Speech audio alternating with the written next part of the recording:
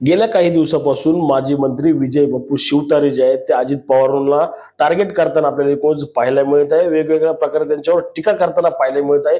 त्याचा विरोध देखील आता राष्ट्रवादी काँग्रेस अजित पवार गट करताना आपल्याला एकूणच पाहायला मिळत आहे. युतीचा धर्म पाळला नाही तर आम्ही त्यांचं काम करणार नाही असं अनेक पदाधिकारी जे आहेत ते या ठिकाणी बोलताना पाहायला मिळत आहे. याच संदर्भात बोलण्यासाठी मावळ लोकसभेमधील पिंपरी विधानसभेचे आमदार अण्णा बनसोडे आपल्यासोबत आहे. त्यांची नक्की भूमिका काय असणार आहे आपण त्यांच्याकडून जाणून घेऊत.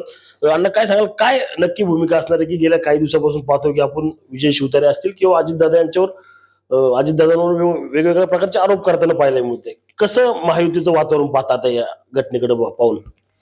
गेल्या काही दिवसापासून आम्ही पाहत आहेत, राज्याचे माजी मंत्री म्हणून ज्यांनी काम पाहिलेले ते बापू शिवतारे हे आदरणीय दादांच्या वरती आरोप करतायत.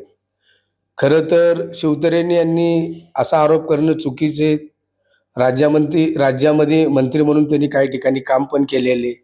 शेवटी विरोध असावा, पण विरोधामधली जी भाषा आहे ती इतकी तीव्र नसू नये. खऱ्या अर्थाने जर बापूंनी बारामती लोकसभा मतदारसंघामधून युतीचा शब्द जर किंवा युतीचा धर्म जर पाळला नाही तर त्याचे परिचिती किंवा त्याचा उद्रेक संपूर्ण महाराष्ट्रामध्ये तुम्हाला आम्हाला दिसून येईल.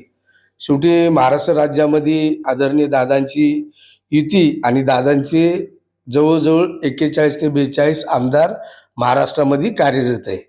तर युतीचा धर्म जर यांनी पाळला नाही तर त्याचा उद्रेक आमच्या सारख्या राष्ट्रवादीच्या आमदाराकडनं त्यांना प्रत्येक जिल्ह्यामध्ये प्रत्येक मतदारसंघामध्ये दिसून येईल.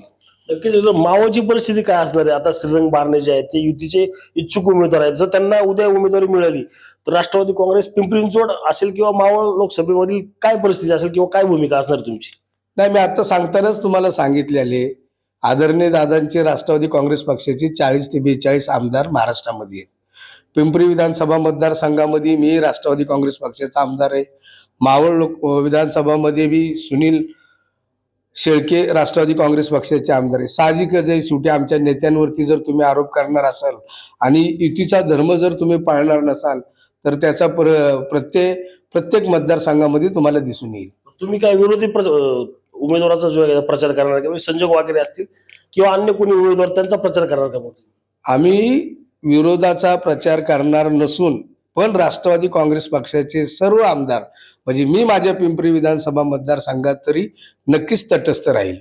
तटस्थ असले तरी मात्र फायदा जो विरोधी म्हणजे महाविकास आघाडीलाच होणार. तुम्ही बारण्यांचा प्रचार नाही करता ऑटोमॅटिक वाघेरेंचाच प्रचार होणार. नाही, असं कसं म्हणता येईल? शेवटी आम्ही जर कामच करणार नाहीये, शेवटी महायुतीचा धर्म जर तुमच्याकडनं पाळला जात नसेल तर आम्हाला आमचं पण शेवटी आम्ही बी आमदार आहेत.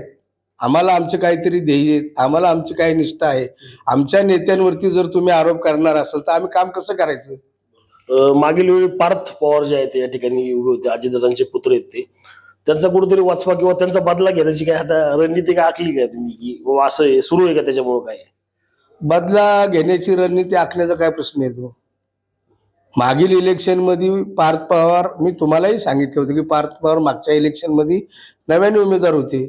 शेवटी त्यांच्यासाठी आम्ही सर्वांनी राष्ट्रवादी काँग्रेस पक्षाच्या प्रत्येक कार्यकर्त्यांनी जीवाचं रान करून कष्ट करून ते सेकंड नंबरवरती राहिले होते. त्याचा वाचपा काढण्याचा आता काय प्रश्नच येत नाही. त्याच्यानंतरही राष्ट्रवादी काँग्रेस पक्षाने आज युती केलेली आहे ना. आज युतीमध्ये राष्ट्रवादी काँग्रेस पक्ष तेवढ्याच मजबूतीने सामील आहे.